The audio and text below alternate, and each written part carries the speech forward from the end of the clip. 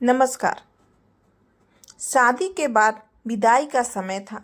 नेहा अपनी माँ से मिलने के बाद अपने पिता से लिपट कर रो रही थी।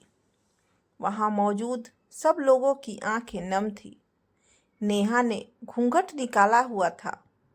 वह अपनी छोटी बहन के साथ सजाई गई सारी गाड़ी के नज़दीक आ गई थी। दूल्हा अविनाश अपने खास मित्र विकास के साथ बातें कर रहा था। विकास, यार अविनाश, सबसे पहले घर पहुंचते ही होटल अमृत बाग चलकर बढ़िया खाना खाएंगे। यहाँ तेरी ससुराल में खाने का मज़ा नहीं आया। तभी पास में खड़ा अविनाश का छोटा भाई राकेश बोला, हाँ यार, पनीर कुछ ठीक नहीं था और रसमलाई में रस ही नहीं था। और वह ही का जोर से हंसने लगा। अविनाश भी पीछे नहीं रहा। अरे, हम लोग अमृत बाग चलेंगे, जो खाना है खा लेना। मुझे भी यहाँ खाने में मज़ा नहीं आया, रोटियां भी गर्म नहीं थी। अपने पति के मुंह से यह शब्द सुनते ही नेहा, जो घूंघट में गाड़ी में बैठने ही जा रही थी, वापस मुड़ी। गाड़ी की फाटक को जोर से बंद किया। घूंघट हटाकर अपने पापा के पास पहुंची। अपने पापा का हाथ अपने हाथ में लिया। मैं ससुराल नहीं जा रही पिताजी, मुझे यह शादी मंजूर नहीं। यह शब्द उसने इतनी जोर से कहे कि सब लोग हक्के बक्के रह गए। सब नजदीक आ गए। नेहा के ससुराल वालों पर तो जैसे पहाड़ टूट पड़ा। मामला क्या था, यह किसी के समझ में नहीं आ रहा था। तभी नेहा के ससुर राधे श्याम जी ने आगे बढ़कर नेहा से पूछा, लेकिन बात क्या है बहू? शादी हो गई है, विदाई का समय है, अचानक क्या हुआ कि तुम शादी को नामंजूर कर रही हो? अविनाश की तो मानो दुनिया लूटने जा रही थी। वह भी नेहा के पास आ गया। अविनाश के दोस्त भी, सब लोग जानना चाहते थे कि आखिर ऐन वक्त पर क्या हुआ कि दुल्हन ससुराल जाने से मना कर रही है। नेहा ने अपने पिता दयाशंकर जी का हाथ पकड़ रखा था। नेहा ने अपने ससुर से कहा, बाबूजी, मेरे माता पिता ने अपने सपनों को मारकर हम बहनों को पढ़ाया लिखाया व काबिल बनाया है। आप जानते हैं एक बाप के लिए बेटी क्या मायने रखती है। आप और आपका बेटा नहीं जान सकते, क्योंकि आपकी कोई बेटी नहीं है।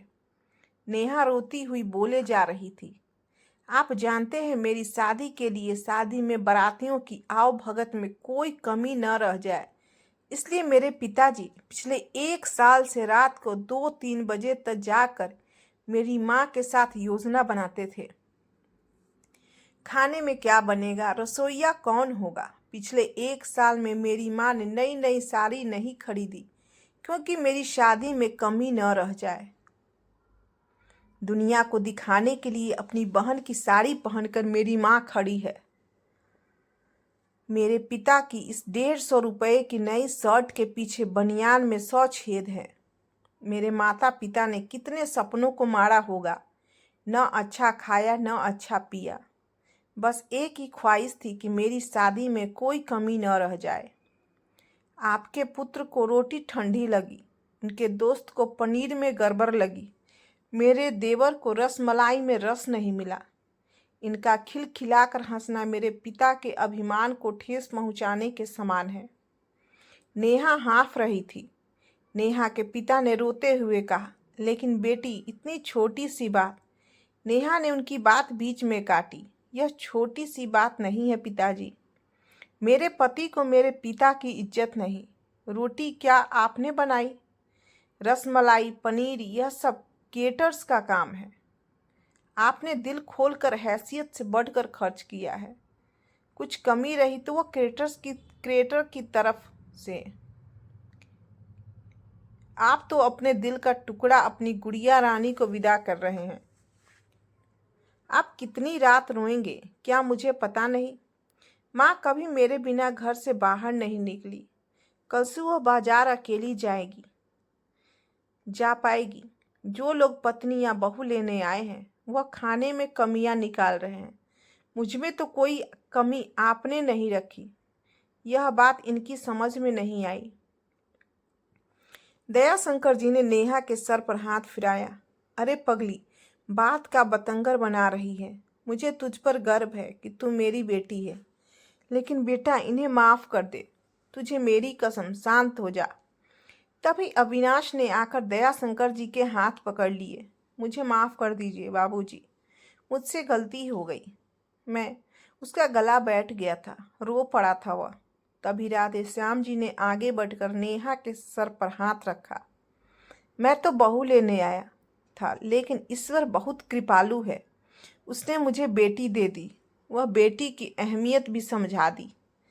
मुझे ईश्वर ने बेटी नहीं दी, शायद इसलिए कि तेरे जैसी बेटी मेरे नसीब में थी। अब बेटी इन नालायकों को माफ कर दे। मैं हाथ जोड़ता हूँ तेरे सामने। मेरी बेटी नेहा मुझे लौटा दे। और दयाशंकर जी ने सचमुच हाथ जोड़ दिए थे। नेहा के सामने सिर झुका दिया। नेहा ने अपने ससुर के हाथ पकड़ लिए। बाबूजी, राधे श्याम जी ने कहा। बाबूजी नहीं, पिताजी। नेहा ने भावुक होकर राधे श्याम जी से लिपट गई थी। दयाशंकर जी ऐसी बेटी पाकर गौरव की अनुभूति कर रहे थे। नेहा अब राजी खुशी अपने ससुराल रवाना हो गई थी। पीछे छोड़ गई थी आंसुओं से भीगी अपने माता पिताजी की आंखें, अपने पिता का वह आंगन जिस पर कल तक वह चहकती थी। आज से इस आंगन की चिड़ियां उड़ गई थीं किसी दूर प्रदेश में, और किसी पेड़ पर अपना घरौंदा बनाएगी।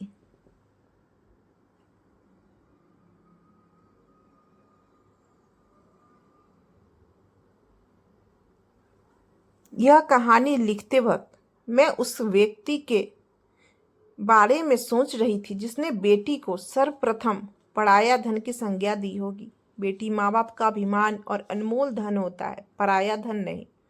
कभी हम शादी में जाएं तो ध्यान रखें कि पनीर की सब्जी बनाने में एक पिता ने कितना कुछ खोया होगा, कितना खोएगा। अपना आंगन उजाड़ कर दूसरे के आंगन को महकाना कोई छोटी बात नहीं। खाने में कमियां न निकालें।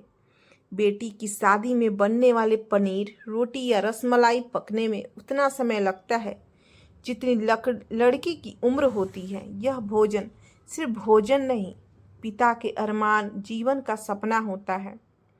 बेटी की शादी में बनने वाले पकवानों में स्वाद कहीं सपनों के कुचलने के बाद आता है, और उन्हें पकने में सालों लगते हैं।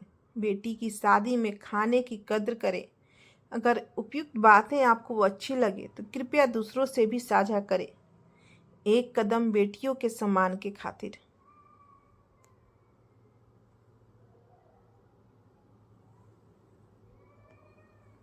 नमस्ते।